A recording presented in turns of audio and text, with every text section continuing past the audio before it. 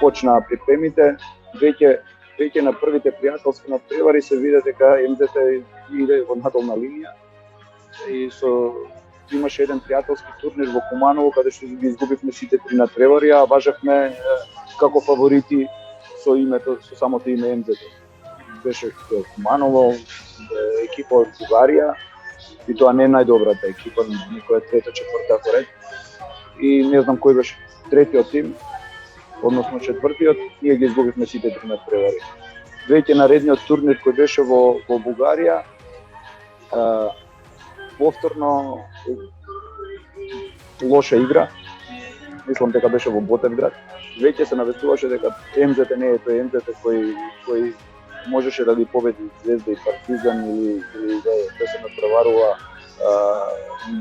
на една топка со европски екипи во Еврокупот, некој нов МЗТ кој почна да пропаѓа. Губевме од домашни екипи, губевме на пријателските надпревари, имавме ужасна игра, би рекол.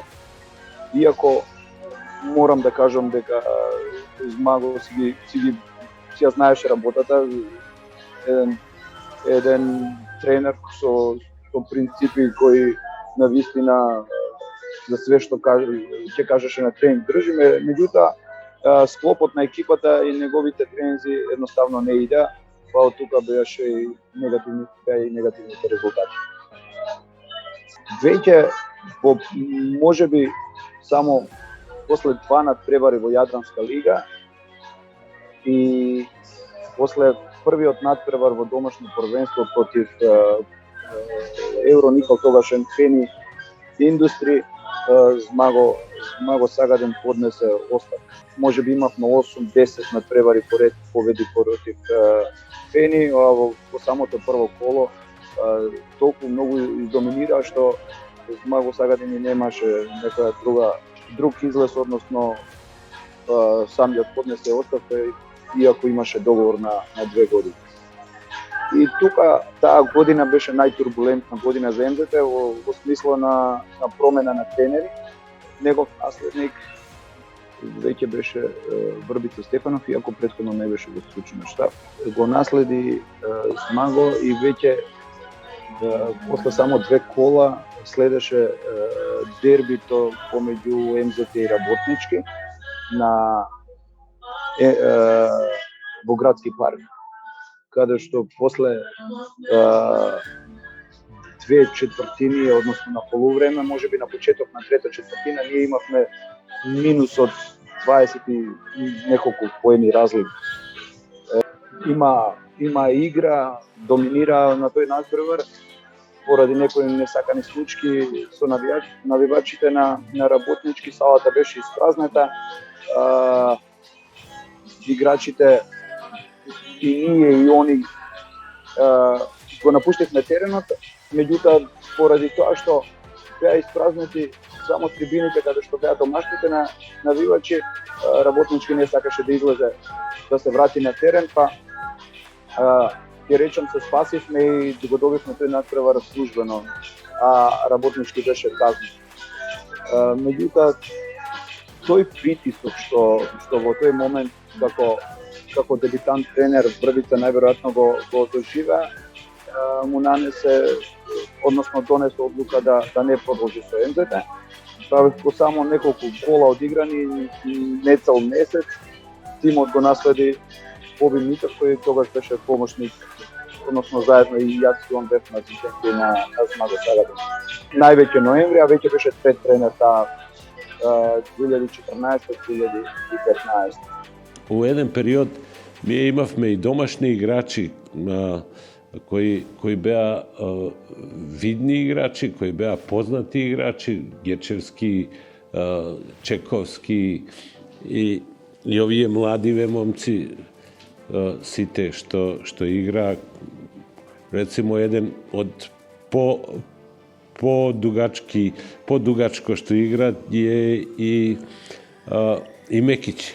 И Мекич игра многу години. Без разлика, промените на тренер, а екипата беше склопена во септември уште лошо, колку и да можевме да промениме, игрите не ветува ништо повеќе, па така и по само месец, можда месец и половина, дојде притисок и Боби Митев да даде оставка или да биде заменет. Сеедно притисокот си го направи своето, лошите игри на МЗТ продолжија, чуваше на јаденска сцена и веќе ќе го паметам тој ден, бидејќи моето прво деби за МЗТ Скопје како главен тренер беше после МЗТ четврти тренер таа надпреварувачка сезона, меѓутоа 9 јануари на мојот роден ден, нормално тогаш како млад тренер и требаше да дебитирам против екипа од Унгарија, Шолнок, кој во тој момент вложуваше толку многу и во Еврокуп и во да се покаже на европска сцена одлично, а и исто така и во АБА лига. Мислам дека не имаа пораз на домашен терен, а јас требаше да дебитирам токму против нив на гостински терен. Верувајте дека тој ден роденденот го прослави во соба каде што беше располана со сите нивни сетови, карти на сите страни, што ако се случи вака, бидејќи нормално надпреварите ги следеше целокупна македонска јавност и беа пренесувани на МТВ, беа пренесувани и тајмаутите, беше коментирано кој што кажал на тајмаут. Нормално, како млад тренер кој прв официјален надпревар во сениорска конкуренција да го водам пред такав аудиториум и такава јавност и беше стресно, меѓутоа беше и предизвик. И претходно ги спремав надпреварите како асистент за главните тренери. Беше спремност, едноставно све како би можело да се одвива, што би можело да играат. Може би се вложив 4 пати, 5 пати повеќе него што тоа го правев како асистент. Од проста причина што морав да го истрпам без грешка, односно не во смисла без грешка на играчки дел, него без грешка од таа целокупна јавност кој имаше можност да ги следи тајмаутите и играта и се тоа понатаму. Како почетничка среќа го добивме тој надпревар, нормално како и било кој млад играч кој може да даде во своите деби 15-20 поени па и повеќе. Го гледам тоа како почетничка среќа затоа што навистина не направив ништо посебно, а надпреварот го добив. Едноставно се случи една одлична игра на сите кои беа актери на тој надпревар. Иако беа огромен фаворит Шолнок, успеавме да го добиеме и за мене нормално, еуфорично и се понатака, меѓутоа играчки, реков, не направивме кој знае што, не направивме кој знае какви промени, така да веќе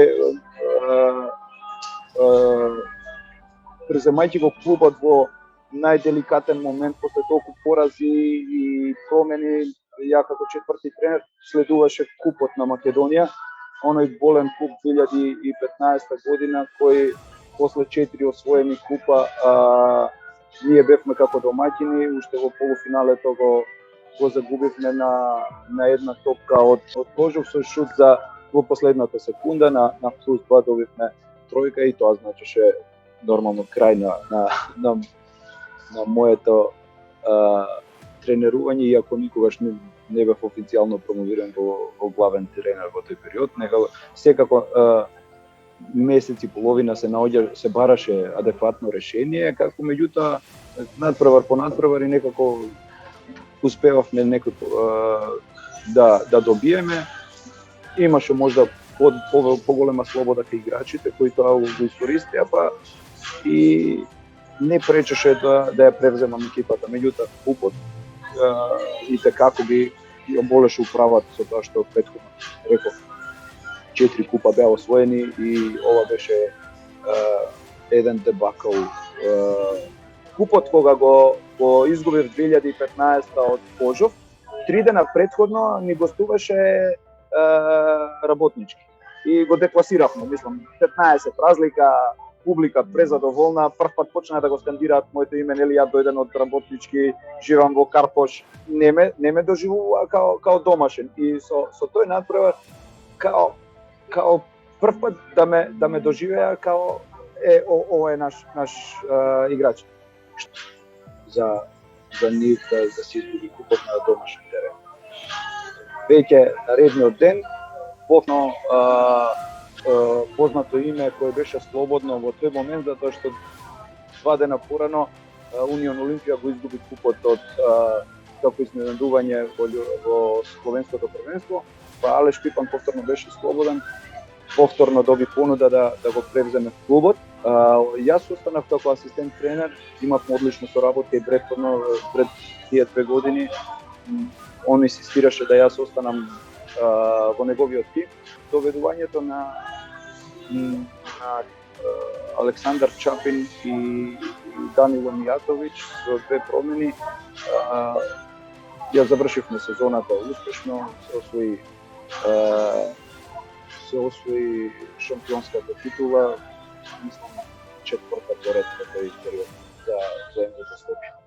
2015-2016 година Пипан веќе се договори со клубот да ја почне сезоната за прв пат во МЗД Скопје, затоа што во 2 наврата доаѓаше на наследена ситуација, односно на неселектиран тим и заедно успевавме да го склопиме тимот, меѓутоа со значително помал буџет, бидејќи нормално и успесите, односно во тој период неуспехот на европска сцена, односно во тој момент АБА 1 си го прави своето и имавме не толку значително помал, меѓутоа за играчкиот дел требаше да го склопиме за сигурно 20 до 30% помалку средства од претходната сезона. Мислам дека во тој период Дамјан Стојановски повторно се врати по повредата која го оддалечи претходната сезона. Успеавме да го задржиме Данило Мијатовиќ, го донесовме Марко Луковиќ, го донесовме Ѓорđe Дреновец и на плеймейкерска позиција ги имавме Протич и Љубичиć. Надополнети со тогаш Коријан Марковски како домашен играч, Мекиć и Стајич во тој период како млади играчи кои претходно воопшто не добива голема минутажа.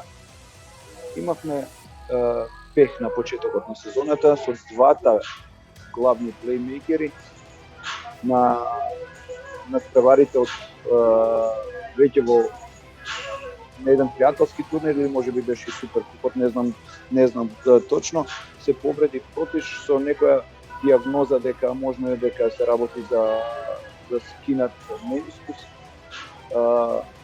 кој тоа значеше сигурно 3 месеци пред самиот старт. А исто така за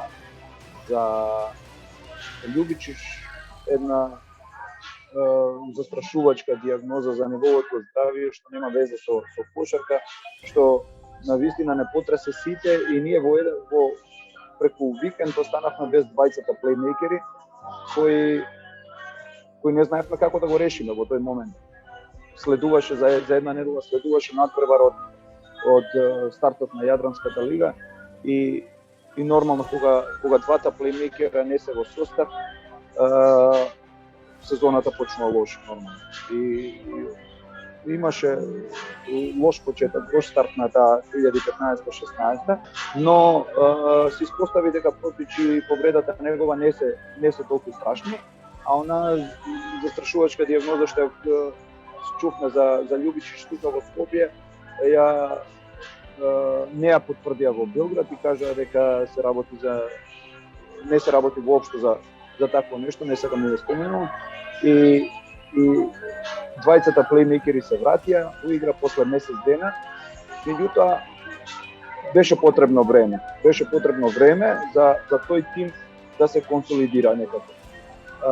Имавме лош старт и се наоѓавме на дното на Јадранска лига со само 3 победи и можеби 11 порази од првите 14 надпревари. Алеш Пипан реши дека не може да го покрене тимот и наједноставно решение беше да си отиде. Нормално во МЗ тоа беше нормална работа кога нешто не иде како што треба прв на удар е тренерот и он реши да си отиде. И јас веќе како еднаш дебитант во клубот претходната година и не чувствував некој толков притисок, па и го посакував тоа тренерско место некако. Мислев, верував дека и можеме нешто да направиме. Во тој момент со заминувањето на Пипан се ослободија средства со кои можевме да го донесеме во тој период Урош Лукович. Име кое остави белег во македонска кошарка како еден доминантен центар кој подоцна положи да настапува и во Партизан, и во Морнар и понатаму. И тоа се покажа како право решение. На првиот надпревар на Урош Лукович, мислам дека гостувавме во Металац Малево и Урош Лукович да не помни 20 минути, не се сеќавам точно, имаше дури 7 блокади. Во официјалната статистика имаше 4 или 5, меѓутоа имаше моменти каде што ја допира топката онолку доволно колку да биде блокиран кошер. Така да со само една промена, а без да биде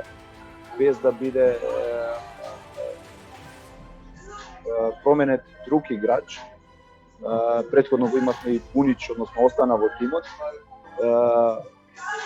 Играчите некако добија на самодоверба дека не би биле следните кои би се менувале, затоа што претходната не само што се променија 5 тренери, него од вкупно 12 во ростер ние го пополнивме и 20-тото име со носењето на Чапин, што беше максимумот за играчи за една такмичарска година во АБА лига. А оваа година, иако со помал буџет, не отпуштивме ниту еден играч, освен заминувањето на Пипан и доаѓањето на Урош Лукович. Успеавме да врземе 4 победи поред во тој период. Изгубивме пола кош од Мега, па потоа изгубивме исто пола кош од Будуćност, кој беше непоразен повеќе на тревари поред. Имавме одлична игра и стигнавме до 10 победи во Јадранската лига, што обстанокот го обезбедивме дури на 3 кола пред крај, каде што претходно Тајфун или било кој се тресеа до Сутјаска, исто така се тресеа до последното коло, дали ќе останат во АБА 1. Следуваше купот, оној фамозен куп што пред само една сезона успеав да го изгубам. Имам и ден забелешки за реакција, тренерска реакција, кој стојам за тоа да 2-1 предност се бранат. Меѓутоа, во тој момент имаше голем притисок дека купот е изгубен поради тренерската грешка. Следната година веќе бевме во Гевгелија. Во тој момент Кожух беше и tekako јак, имаше 6, можеби 7 станци во тој период. Карпош Сополи исто имаше еден респектабилен тим кој сакаше да изненади. Веќе наредната година се надпреваруваше и во АБА 1. Куманово имаше јака екипа, работнички секогаш јак. Тоа беше еден турнир каде што уште во четвртфинале немаше фаворит. Нормално МЗТ беше фаворит со тоа што претходно ги освојуваше 5 години шампионатите, меѓутоа притисокот беше огромен. Играчите одговорија на тој предизвик. Имавме еден одличен турнир каде што победивме во сите 3 надпревари и конечно купот го вративме во МЗТ. Исто така и шампионатот во финалето со Куманово. Овој пат во 3 добиени го добивме со 3-1. 3 дена пред купот во Гевгелија гостуваме на Работнички. А се враќаме тешко за гостување во Задар. И ја ги штедам Урош Луковиќ и Протич, не ги соблакам воопшто. Го соблакам Бунич, а Протич воопшто не го ни соблакам на надпреварот. И ние го изгубивме надпреварот во среда против Работнички во градски парк. И тогаш, а во петок веќе играме куп, нели? Жештена атмосфера. И мене ми се јавува управа, ме прашуваат новинари, односно ме праша новинари што ќе кажете. Викам, не е битно, овој надпревар воопшто не ми беше битен, затоа што стварно немаше никаков никакво резултатско значење. И ја тоа го изјавив. Тоа излезе во новини. Мене надпреварот со Работнички не ми бил битен. Цел аеродром на нозе, како може мене да не ми е битно да го добијам Работнички, затоа што јас најавив уствари не е битно ова, битно е во петок и викендот што следи за 2 дена. И меѓутоа таа моја неславна изјава ме прати до ден денес како можело да биде небитно надпревар со Работнички да не се победи. Среќа го добивме надпреварот и кога веќе го добивме купот, односно и веќе во недела пред медиумите јас морам да потврдам ова е битното што ќе биде запишано, купот е вратен. Јас што го изгубив, јас го вратив купот и тоа ми е многу побитно од оној надпревар. Меѓутоа има моменти кои ден денес ќе ме сретне некој како не е битно Работнички будал. Би рекол успешна сезона во тој период со оглед на тоа што имавме драстично намален буџет и секогаш велам успешна е кога нема никакви проблеми. Немаше отпуштање на ниту еден играч. Доведовме само едно ново име и забележителни резултати и во Јадранска лига и нормално купот и првенството беа повторно освоени од Ембекс. Кариерата покрај тие тешки години ги начекав и оние подобри години кога почна клубот да застанува на сериозни професионални односно финансиски добро да на здрави темели, каде што се издигнуваше од година во година, се стабилизираше и одеше еден чекор напред. Реалноста моја и условите ме натера многу рано да завршам играчката кариера, али се роди пак желбата за продолжување во истиот и чекорење во истиот клуб, темелно ребрендирање на школата и формирање, односно стабилизација на клубот. Жално за МЗТ како клуб во тогашно време и годините наназад да нема темели од кои што ќе се вадат многу деца кои што после би продефилирале во првата екипа, каде што понатака во годината што престоеше се зафативме околу реорганизација на младинскиот погон, каде што останав 6 години, нова организација во таа младинска школа, која што начекавме катастрофални услови, односно 34 само регистрирани деца со лиценци. Кренавме школата да биде 650-700 деца, кои што требаше само понатака да се настави за нејзин развиток и градење, односно вадење на како играчи за првата екипа, така и репрезентативци за државата. Сите спортисти кои ќе завршат професионално, морам да кажам, не се во овој реален свет додека играат кошарка, но кои ќе завршат својата кариера, влагат во тој реален свет на работа, на вработување на секојдневни обврски од 8 до 4. Имав некоја пауза каде што се пронајав себе си. Се приклучив во младинската школа како тренер. Сезона 2015-2016 јас бев приклучен како дел од тренерите во младинската школа. Имав обврска да ги водам М16 селекцијата. Значи бев тренер на младинците во МЗТ. Една цела година, каде што после таа година имаше некои промени организациони и ми беше понудено да бидам малце организацијска улога, да бидам координатор на младинската школа. Јас ја прифатив таа улога, 2016 година и од тогаш па до ден денес сум во работа со младинците и со втората екипа на МЗТ. 5 години полни во како одговорен менаџер, спортски директор, сам нема официјална моја позиција тука во клубот, но сум одговорен за таа втора екипа и за младинската школа. Проектот МЗТ2 е нешто што го обележа откако сум јас, него стартуваше 2015 година проектот МЗТ2. Почна со учество во третата македонска лига со талентираните надежи кошаркари од МЗТ. Се квалификува во втора лига. Во втора лига бевме 2 години со, да кажам, некој незначителен успех. Последната година во втора лига, тоа беше сезона 2017 под водство на тренерот Горан Крстевски.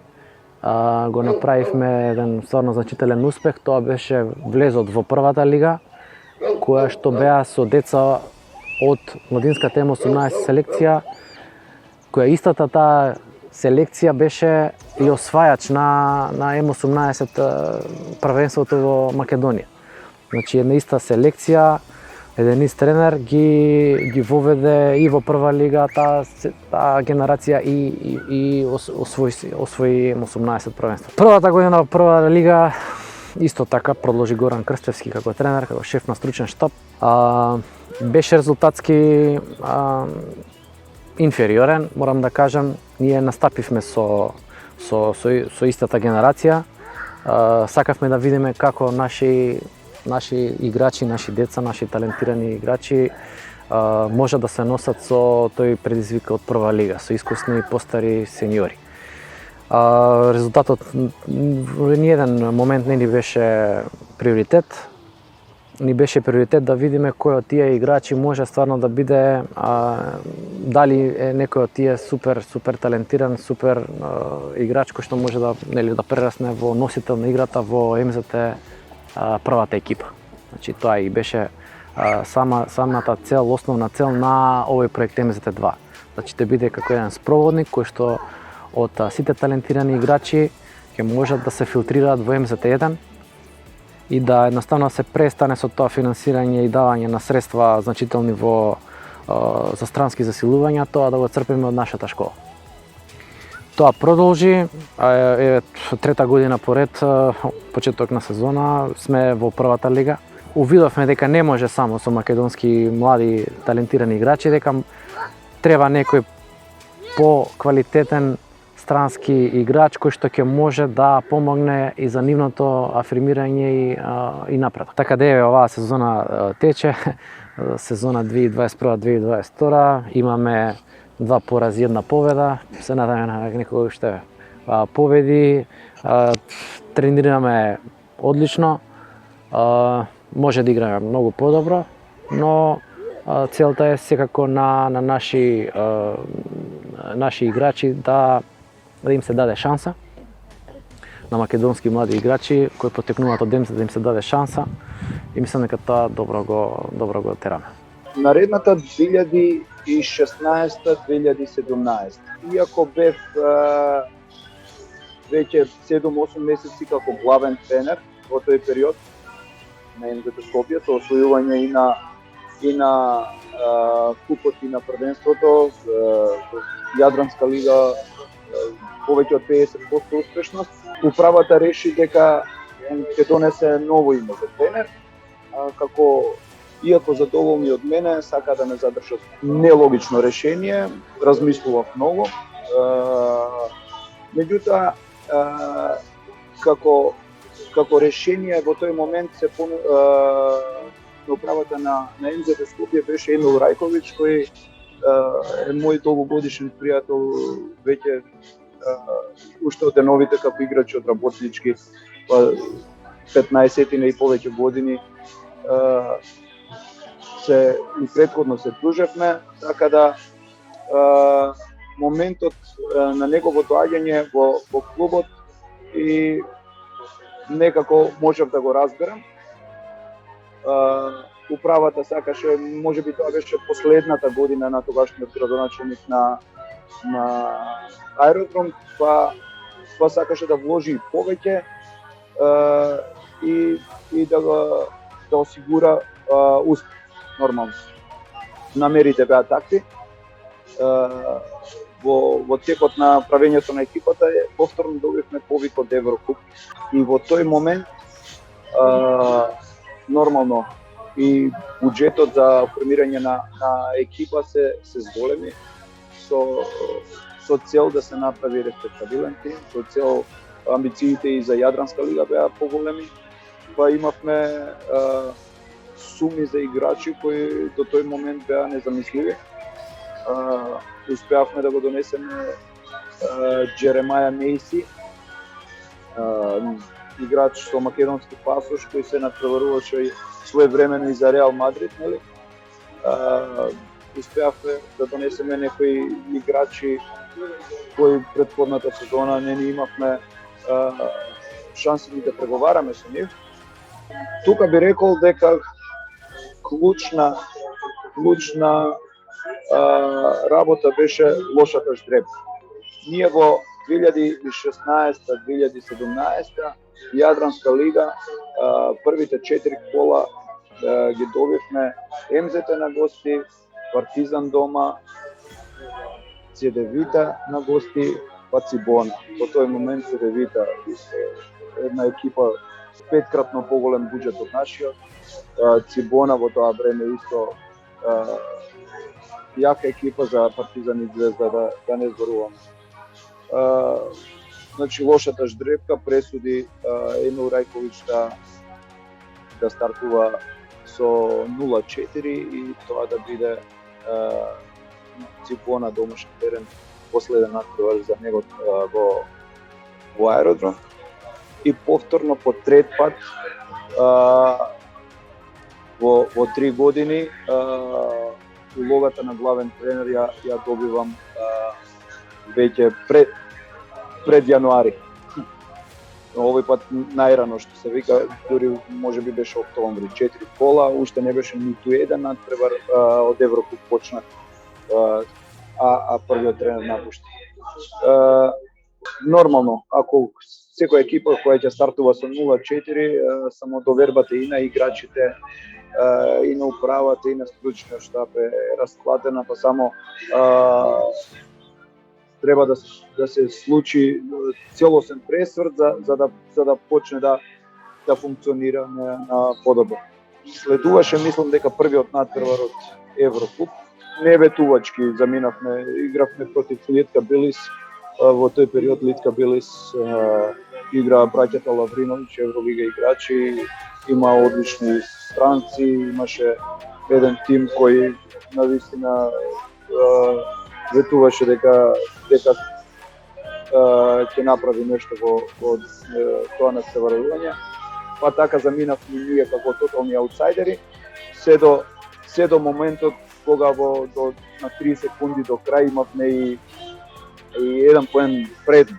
Несреќно на последните 3 секунди нивниот шут не само што не беше успешен, туку беше тотален бунар, а да падне во раце на противнички играч кој тоа го казни со 2 поена со свиреш на сирената, да дополнително не тресне од земја, да психолошки да не падне и да бидеме толку близко до победа во првиот натпревар во Еврокуп, а да не успееме да победиме. Следуваше натпревар во Мегас, па потоа во Нижни Новгород, кој исто така имавме предност на само 2-3 минути до крај, дури 10 предност, кој натпреварот заврши во продолжетоци, а ние повторно изгубивме. Еден период на би рекол таква еуфорија која владееше во август во правењето на тимот и во подготовките и во најавите дека се било супер и дека конечно МЗД би направил една екипа конечно за Final Four во Јадранска лига. Имаше толку очени резултати. Заминав после 2 победи и 2 пораза од во Јадранската лига, ама вкупниот баланс веќе беше 2-6, што секако не беше ветувачки и тоа постепувано Final Four плей-оф место беше недостижно по само 6 кола. Атмосферата беше би рекол лоша затоа што нормално само се чекаше кој ќе биде следна промена, казни веќе се најавува и не ми остануваше ништо друго него и јас да го напуштам МЗТ. И да, после 5 години каде во 3 наврати бев и како главен тренер и после и победи и порази и притисоци све да решам да го напуштам МЗТ и да продолжам понатаму нормално. После мене мислам дека дојде Анте Назор. Он го наследи клубот во тој период и веќе престанав да го пратам МЗТ од играчки кадар, како промени и се друго. Јас мојата кариера ја продолжив во Србија во Суботица тогаш, а МЗТ мислам дека повторно го изгуби купот во Кавадарци, меѓутоа ја освои титулата и го задржа статусот на АБА лигаш. 2017-2018 веќе беше нов проект. Мислам тогаш дојде Ацо Тодоров и понатака таа беше онаа година каде што има 17 порази поред, мислам и кога го изгубија прволигашкиот статус. Сезона 2017-2018, откако заминав од МЗД на тој начин, постојано ми беше желата да се вратам, бидејќи сметам дека незаслужено заминав во 2012. 2017 веќе после многу конфликти, посебно со фемили, градоначалникот имаше изјавено дека нема веќе да се занимава со клубот. Меѓутоа локалните избори се уште не беа завршени. Имаше еден мртов период каде што имаше некакви пари обезбедено, меѓутоа имаше еден куп штетни договори подпишани во почетокот на претходната сезона кога Емил Рајковиќ ги подпишуваше тие договори на 2 години за едни баснословни суми од пари. Во тој момент се појави и бат случај каде што еден играч го тужеше МЗТ на ФИБА. Цело лето беше постојано брканица за пари, за спонзори. Прва сезона на законот за донации, каде што многу фирми не верува дека ќе биде реализиран и гледа со недоверба на тој, се уште ги немаше ваучерите, него едноставно беше само дадена законска можност. Меѓутоа беше прва година од тој закон. Успеавме да собереме нешто, очигледно недоволно. Многу работи беа променети од тоа на МЗТ во 2011. Прво внатре во клубот и луѓе околу клубот кои постојано сака да протнат некој свој играч, некоја своја идеја.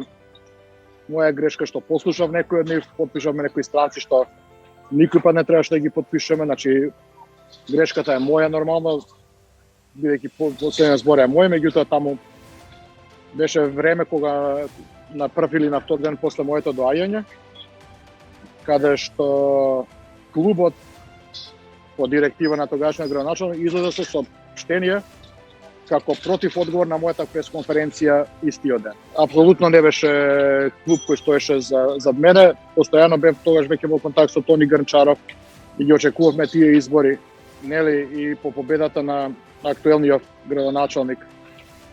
Веќе веднаш донесовме некои играчи, меѓутоа се тоа беше на брзаница да се поправат грешките од претходно и едноставно не успеавме. дојде тој направо со работнички дома, каде што си имав кажам дека кога ова не успееме да го победиме, дека ќе си поднесам оставка и така фактички тоа е мојот последен надпревар за МЗ-та. Меѓутоа, МЗ-та 2017 споредно со МЗ-та 2011 беше далеку од мислам беше различно. Прво со таа сала. Ali ajde, može da... Daj da ukraneme na topka, ajmo! Непоправлив оптимист е Александар Тодоров.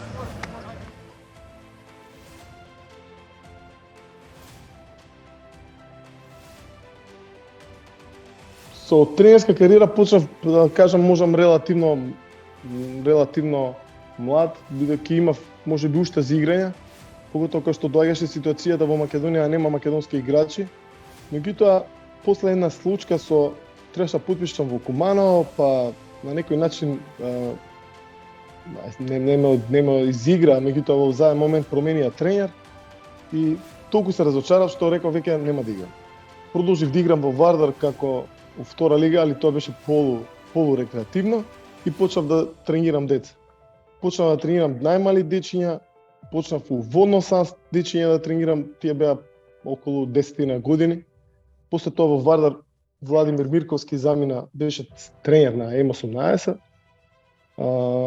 замина во МЗ-та, мислам дека сегашниот директор Филип Ѓоревски го повика и остави екипата, мене ми ја понудија, се мислев, да ти кажам најотворено, дали сакам да трнам по тој пат, затоа што знаев ако трнам тоа е тоа.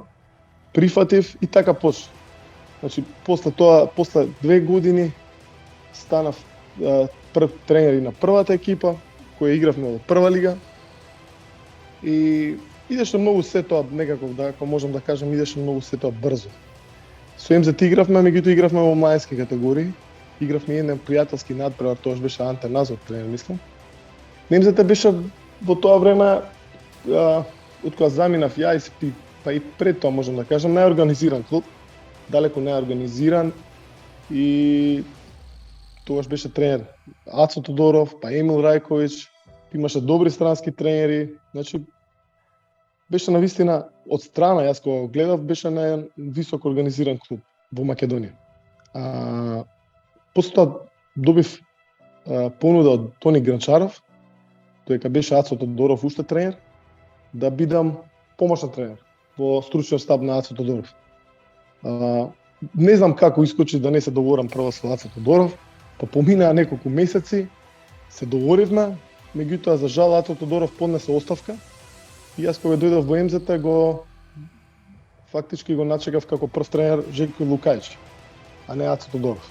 Иначе првичната идеја беше да бидам во стручниот штаб на Ацо Тодоров. Тоа беше уште на почетокот на летото. Жеко Лукајич после неколку месеца замина, иако го теравме, можем да кажем, јас Тино Френки го теравме до крај да остане и да завршиме сезоната.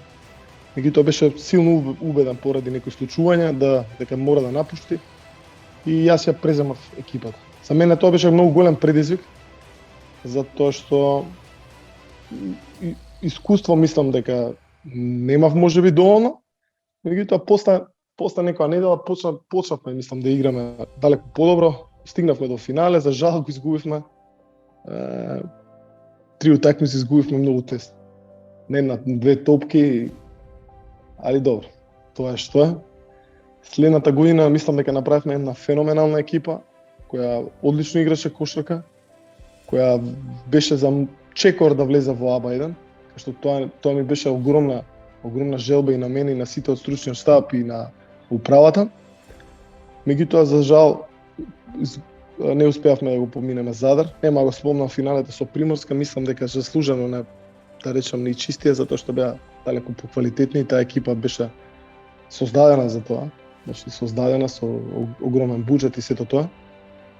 Тоа се покажа и следната година кога игра во АБА 1, победи одма на старт некои екипи како Партизан, Звезда. Али тоа е што е. Али освоивме титулата, каде што мислам дека имавме одлична екипа. Мислам дека требаше да ја задржиме таа екипа, да успееме да ја задржиме. Мислам дека следната година ќе влезевме во АБА 1, али тоа е што е.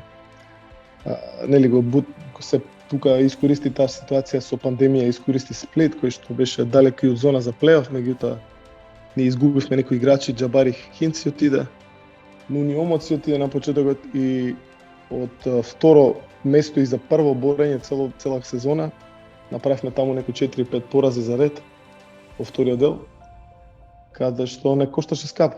Каде што не кошташе скапо, каде што мислам ако имаше плейоф, ако не се завршеше таа сезона, мислам дека пак ќе догуравме до финале. Али тоа е што е. Тоа е што е. Имавме стручен штаб, тоа беше многу интересен стручен штаб кој беше, да речам, чисто крвен аеродромски. Беше Френки, кој е исто од аеродром, кој што беше, ја доека уште игра во МЗ, он беше во тренер во младенските категории. Имавме Тино кој беше страстен најваж на МЗ, кој што знаеше буквално се за клубот од почеток до крај, што се случувало, како се случувало. И го имавме Пеца Баснарков кој исто аеродромец и еден страстен најваж. Певме као една фамилија, значи нешто што мислам дека тешко ќе се повтори. И би сакал да се повтори еден ден да имам таа екипа пак да бидеме заедно. Али беше тоа една фамилија. Значи толку бевме поврзани, толку бевме блиски да тоа беше неверојатно. Буквално бевме као фамилија. Фамилиарни пријатели и сето тоа. Али работевме, навистина работевме напорно, се трудевме да оправдаме довербата што ни беше дадена. Мислам дека со тек на времето и ние многу напредувавме, мислам дека му дававме и на клубот. Али ете така, ќе остане таа една недовршена приказна, ако можам да кажам, со влезот во АБА 1. Домашното првенство ни значеше кога освоивме титула, ни значеше многу, гледам дека и на навивачите ни значеше, меѓутоа за нас како стручен штаб ни беше цел АБА 1, затоа што мислевме дека сме спремни да бидеме таму. Мислевме дека ако влеземе во АБА 1 дека можеме да селектираме многу полесно и уште поквалитетни играчи, кај што ќе направиме еден тим конкурентен, кој што стварно ќе имаме што да покажеме на цела бивша Југославија. Али тоа е што е. До ден денеска сме пријатели со Тино, Френки и Пеца. И последната година го донесавме во стручен штаб и Радуловиќ, кој што работеше со нас у Вардар. Меѓутоа, он се задржа, мислам, не бевме многу долго, не знам колку, 7-8 месеци, нешто така. Али со Френки, Тино, Пеца, мислам дека тоа беше една фамилија. И до ден денеска сме нонстоп во комуникација. Се радувам кога гледам дека напредуваат, дека работат. Криво ми е малку што Тино можеби не е во МЗ, затоа што навистина заслужуваат да биде таму, затоа што е спремен, затоа што мислам дека му треба на МЗ. Али тоа е. Криво ми е што ги испушти МЗ, можам да кажам и тројцата.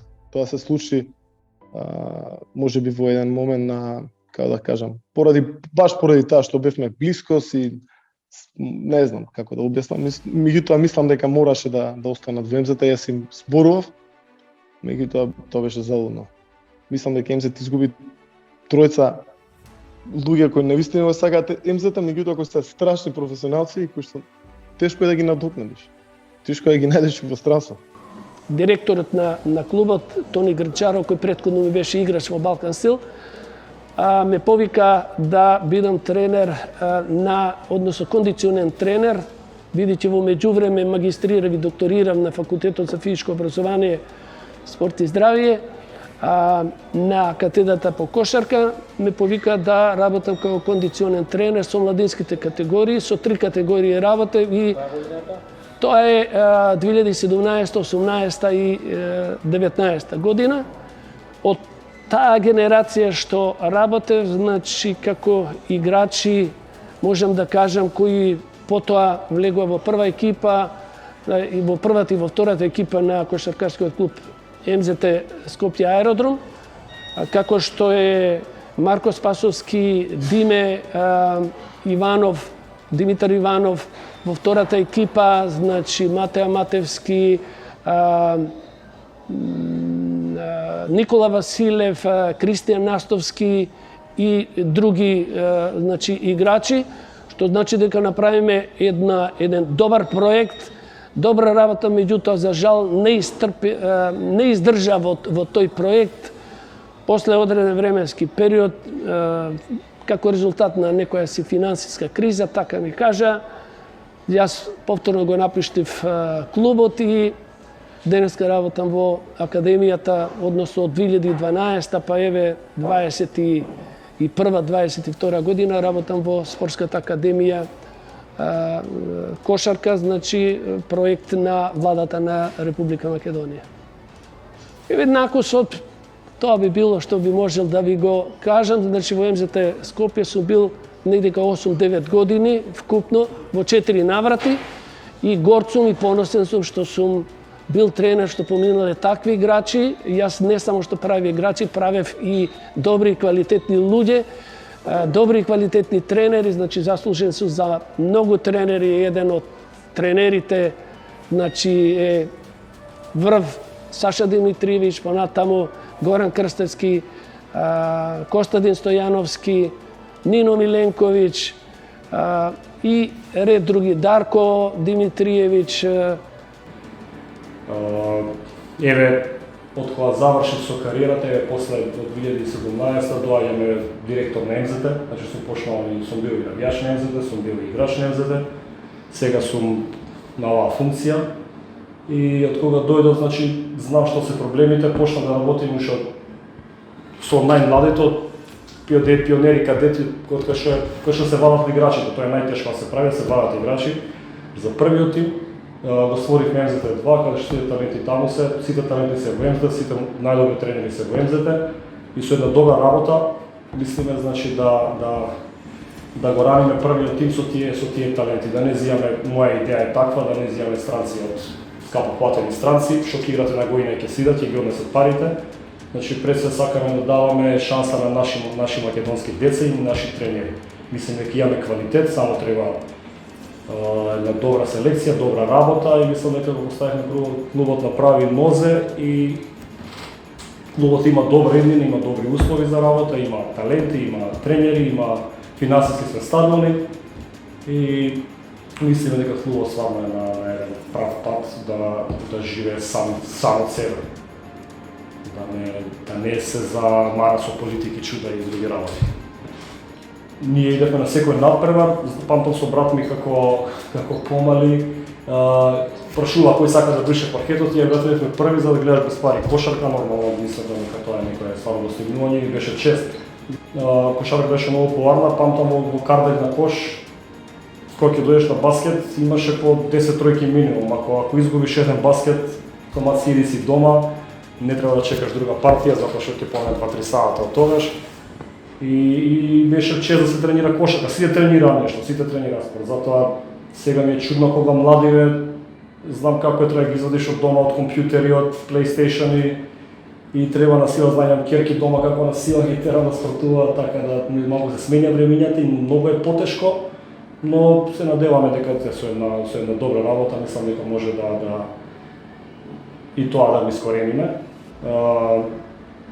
И затоа не ние тука на установувањето гледаме, значи да се мериме со јадранските земји, со аба лигашите, сега теж не еме кон тие Звезда Партизан, знаете, финансиски мокни се тука не се многу помокни, но со добра работа, мислам дека се достигна. Вака идеја како директор на клубот, мене ми е пред све да постигнуваме успех со млади играчи и македонски тренери, затоа што знам дека тоа е тешко, да се прави играчи, да се прави резултат, тоа е нешто најтешко во спортот.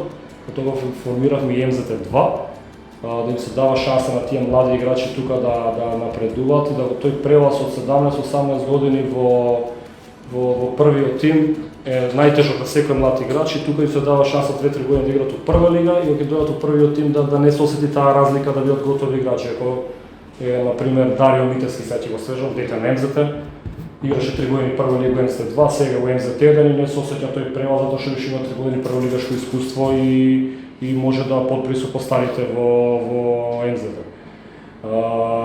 Затоа ми идејата, друго ми е најлесно е да направиш, да земеш 7-8 странски играчи, странец тренер и ајде играме АБА лига. Значи сакам кога ќе гледам, секој ден ќе пуштите да гледа телевизија, сте ги гледам со наши играчи македонци како играат и тоа е добро за македонската кошарка. Тоа е вид, може да се наречи патриотизам, ја така го гледам. Но знам дека сме имале стварно добри кошаркари, можеме ние со добра работа да го постигнеме тоа, ги имаме сите предуслови. Греота е вакви услови да не искористиме и да не извадиме стварно играчи што пијат иднината на македонската кошарка. Ние МЗТ имаме стварно свечекор пред сите и мислиме дека македонската кошарка сите треба нас да не пратат, затоа што стварно сме да не се пофалиме, ама сите го кажуваат тоа што се. Мислам дека клубот ќе иде само напред, имаме млади, имаме иднина, финансски сме стабилни, имаме сала, имаме услови, навијачите се позади нас секогаш, секој аеродромет живее земзете и имаме ова една млада наса, во аеродромет стварно млади луѓе живеат, имаме така да може да црпиме деца колку талент има еден клуб, само треба добро се наслушат и мислиме дека клубот има иднина и една стабилна наса. Тамошните титули како што се множеа, така и се помалце станува, да секоја памтиме, ама станува по-неуникатни, ако секоја си има своја убави на своја страна, сепак кога нешто се заредува, кога е често, ти станува монотоно, да не речам. Мислам дека всушност и таа титула, која што толку многу се чекаше, влеа малку кај некои луѓе заситеност. Значи тие титули, да, сите сакавме победи, сите сакавме да освоиме, кој не сака, нели? Ама па кога се доаѓа до некоја заситеност, кога се е исто, малце на некои луѓе им станува тешко. И од таму мислам дека следеше еден пад после тој, нели, што го викаат најдобриот период на МЗТ, врвот на Фемили, од кај 2009-та таму после маршот до мислам дека сезоната пред да се вратиме во новата сала, тие најдобрите години да ги речеме на Фемили. Мислам дека и голема улога играше тоа што толку многу освојувавме, толку многу победувавме, што играш, значи ги победуваш Партизан, у Борис Трајковски, следна такмица, играш со Кожув, со некоја, може да се каже, небитна екипа, успоредба со тоа што си играш и огромниот фонд на утакмици можеби и едноставно така дојде до некој пад на бројка кој што печат беше и бојкотот. MVP признанија, мислам дека тоа е, како што кажам, тоа е сплетна околност, мислам не сплетна околности, како моментална инспирација на утакмицата. Мислам ова колективен спорт, MVP може да биде било кој, јас сум се поводил неколку пати во МЗТ да бидам.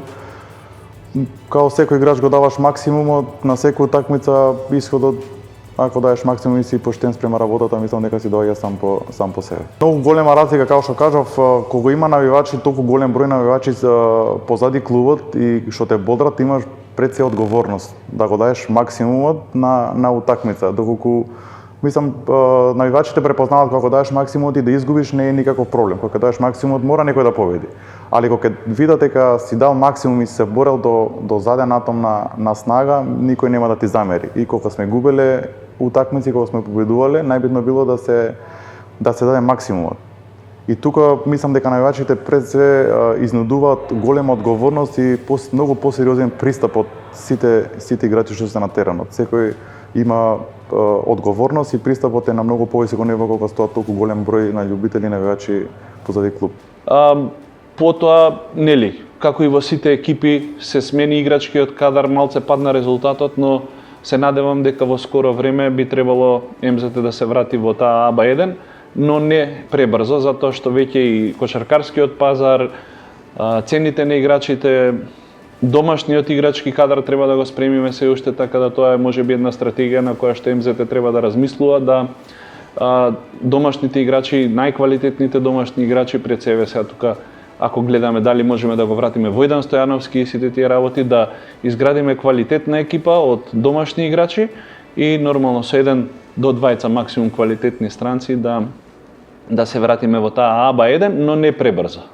Тоа е, да кажам, некое моје размислување. Прво, МЗТ има во последниве години има драстичен пад на бројот на деца кои што тренираат. Ако тоа беше 600 отприлика 600 деца беа пред некои 5 години, сега сме сведени на некои 150 и тоа мора подитно да се поправи со условите кои што ги има еден клуб и реномето кој што го има еден клуб како МЗТ. Значи сметам дека треба апсолутно да има реорганизација во тренерскиот кадар во кошаркарските школи. Јас се залагам да по примерот на Србија младинските категории, тренерите во младинските категории прво мора да го имаат квалитетот, а тој квалитет да се плати добро, за да се вложат 100% од себе. Што се однесува до првата екипа, треба МЗТ да реши дали во следните година-две сака да изгради една стабилна екипа или да има метеорски успех со влез во АБА1.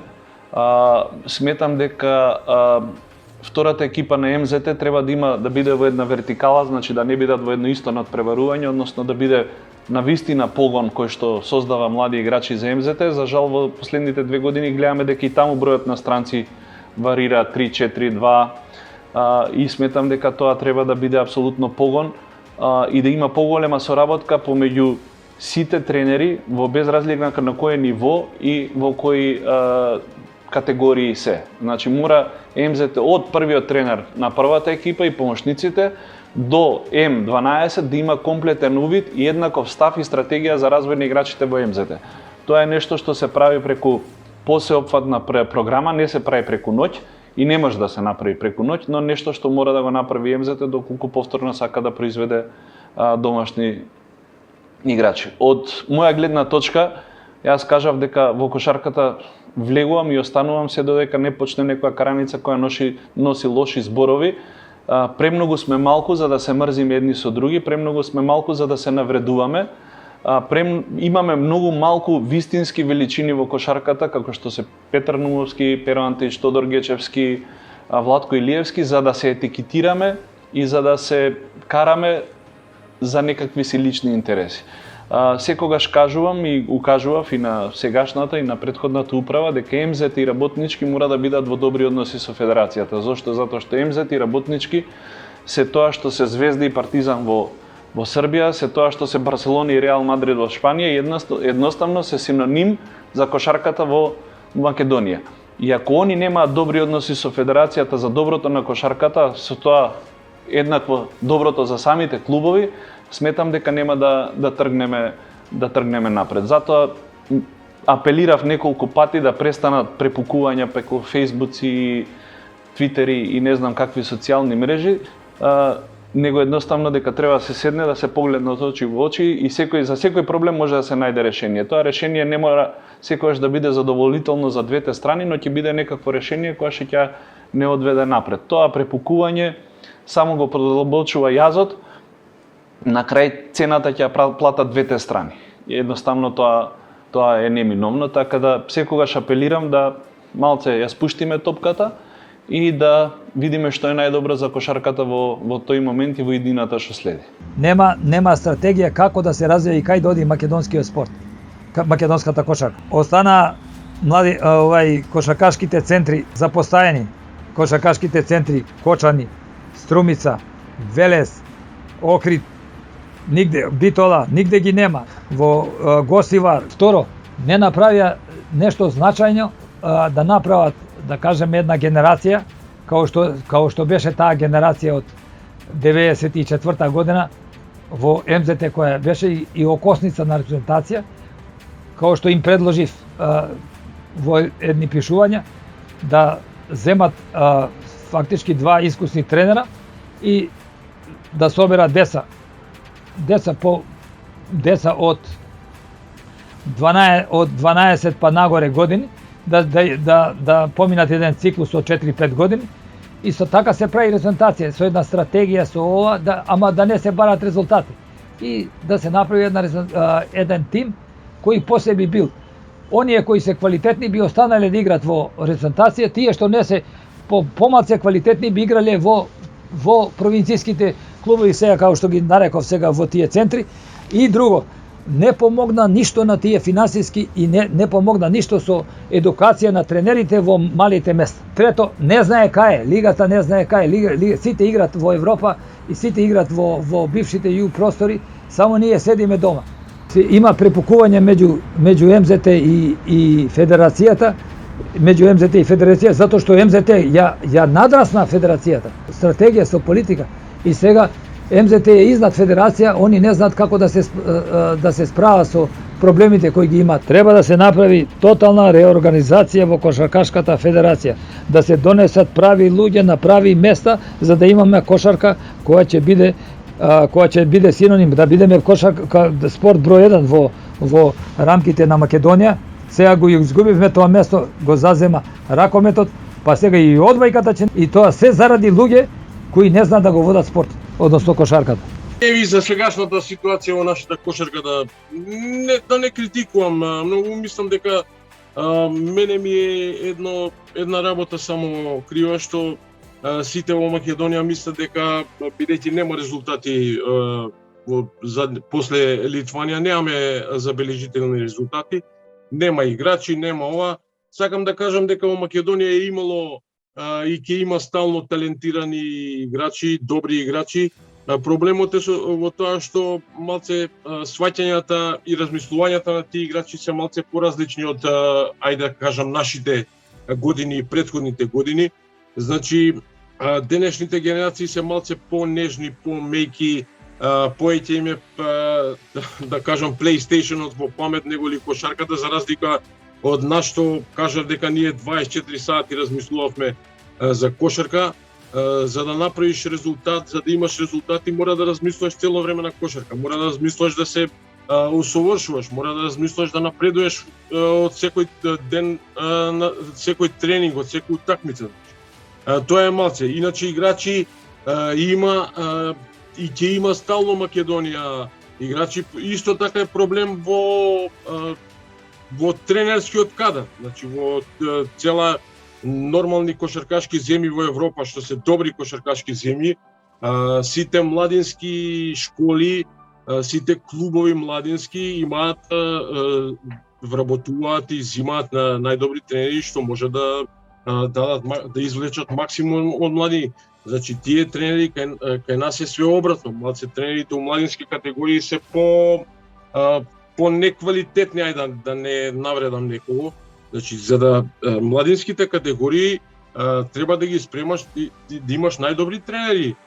Има една убава изрека, мислам интервју Светислав Пешич, кога беше тренер во Барселона, еве да напоменам, кога му рекле демек на младинскиот тренер ќе му даеме толку и толку пари, да не споминам, он рекол не, младинскиот тренер ќе зима поише пари од мене. Светислав Пешич беше прв тренер на Бајерн Мюнхен, ако се сеќаваат љубите.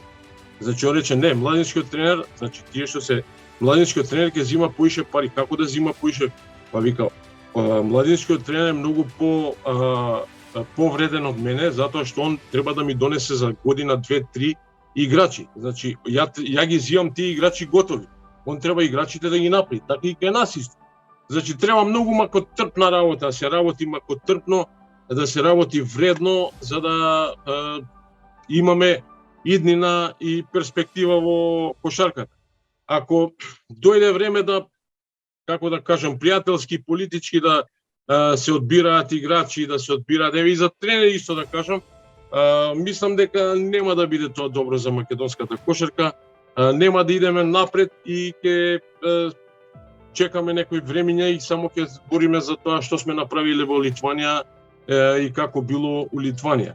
Еве и да кажам, наместо од Литванија да правиме ние чекор напред, ние идеме назад, затоа што ете од тие аспекти што ги кажав претходни, не стручно селектирање, не стручно одбирање на тренери во младински категории, во денешно време дојдовме да имаме проблеми со млади играчи и со репрезентацијата.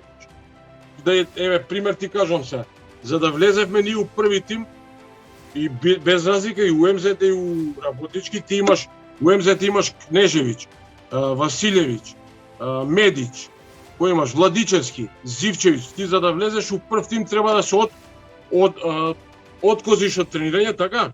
И да бидеш подобар од нив, а пред тоа у младински тимови, under 16, under 20, under 18, да бидеш најдобар од твоја генерација, да даваш по 20, по 30 коша за да влезеш у први тим.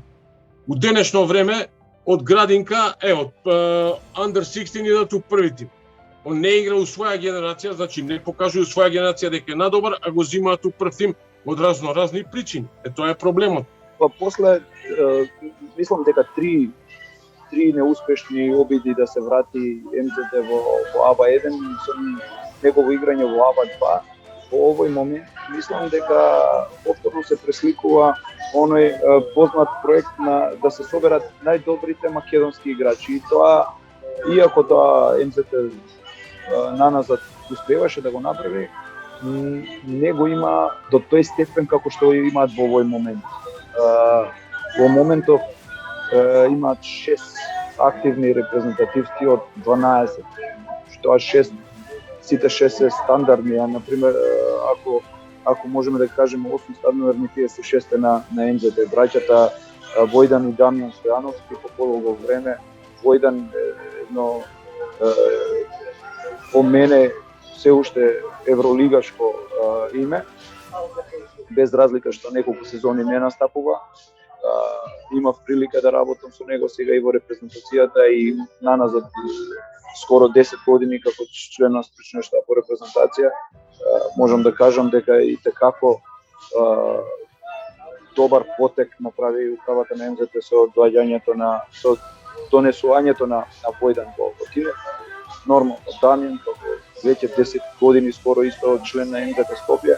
Тука се Мекич и Роберт, Бојан Крстевски, Николов, 6 имиња кои навистина стандардни репрезентативци, надополнети со 4 странци. Верувам дека конечно тоа е тој потребен потек да конечно да се направи еден стабилен МЗТ кој би се вратил во АБА 1. На тој начин би рекол дека треба да работат и повеќето македонски клубови.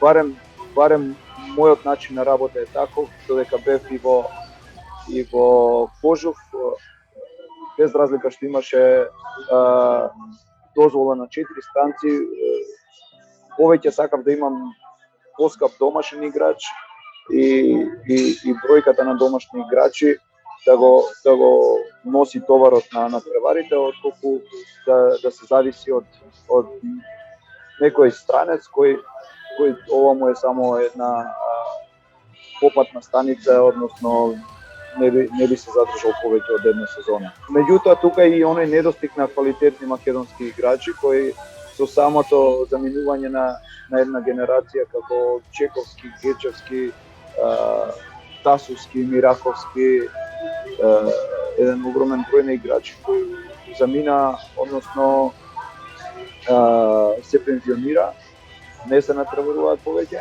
се создава една голема дупка од квалитетни докажани.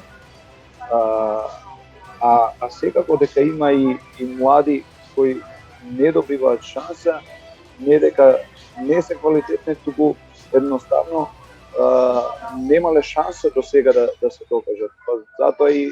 Затоа и сега се случуваат некои изненадувања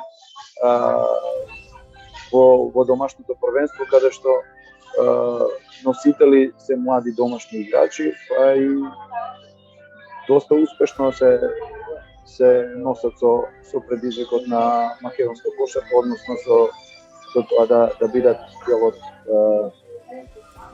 плейофот или Самата наша организација и резултатите, сега да не ги споменувам, затоа што се знае во овие години колку титули се освоија, купови, траеше и борбата на релација МЗТ и Кошаркашка федерација. Истите проблеми јас ги имав уште додека бев во женската кошарка, кај што беа форсирани во тоа време студент на една страна и работнички, а од друга страна да кажеме МЗТ и Вигор, односно денешниот Бадел. Така да со влегувањето во федерацијата и изборување на формирање на здружение на прволигаши и мојот избор за председател на Сдруженијето и на тој план извршивме одредени измени во делот на односот релација федерација и кошаркашкиот клуб. Се надевам дека оваа година МЗТ ќе успее да влезе во АБА1, затоа што гледам дека и завршниот турнир е во Скопје, кој е огромна поволност и тоа би било прекрасно и за МЗТ, за навивачите на МЗТ, за сите што го сакаат клубот. И за цела македонска јавност, кошаркарска јавност и за цела кошарка. Можам да кажам дека ја пратам македонската кошарка. Прво нешто што треба да се направи е да се врати публиката. А публиката не може да ја вратиш со неквалитетна кошарка. Во моментов мислам, не сакам да омаловажувам никако. Мислам дека мора повеќе да се работи со младите категории. Јас во МЗТ тоа може би малку и го запоставив, иако извадивме некои играчи, например како Дими Иванов, кој го донесовме во првиот тим, што не играше во младинските екипи, меѓутоа мислам дека беше недоволно. Мислам дека требаше ова сега МЗТ што има две екипи одлично, али тоа треба да го следат и сите други екипи. Македонија во овој момент има недостиг на домашни играчи и тоа е лошо. Тоа е лошо. Не знам во кој правец треба да дојде лигата за да се врати публика. Дали се дозволат повише број на странци за да биде строго професионална првата лига, а втората да биде развојна, а да биде квалитетна? Навистина не знам. Навистина не знам. Јас сум сега моментално во Германија и овде нема ку знае колку играчи, меѓутоа првата лига е строго професионална. Значи тренери се 90% тренерите се странци, што од помошници, што од први тренери, што од кондициони тренери. Значи цели стручни штабови се странци. Кај нас не може да работат странци, тоа што сме заштитени ние домашните играчи, тренери, меѓутоа не смееме да спиеме на таа карта дека сме домашни и сме заштитени. Мислам дека треба да се усовршуваме, да работиме. Исто странци има во оваа лига, има превише. Исто како што и у АЦБ, значи тоа е професионална лига. И публиката сака да гледа атрактивна, добра, квалитетна кошарка. Во Македонија треба да се размисли, мислам дека во кој правец сака да се движи. Затоа што публиката денеска има превише информации, имаш не знам колку спортски канали, знаеш што е добра, а што е лоша кошарка, така да не можеш да ги залажуваш. Да се размисли во кој правец сака, како сака да изгледа домашната лига во иднина. Дали да биде професионална или да биде како што е сега на ова ниво. Меѓутоа мислам дека без публика нема ништо. Нема клубовите немаат ни бенефит. Популарноста се губи и тоа не е добро.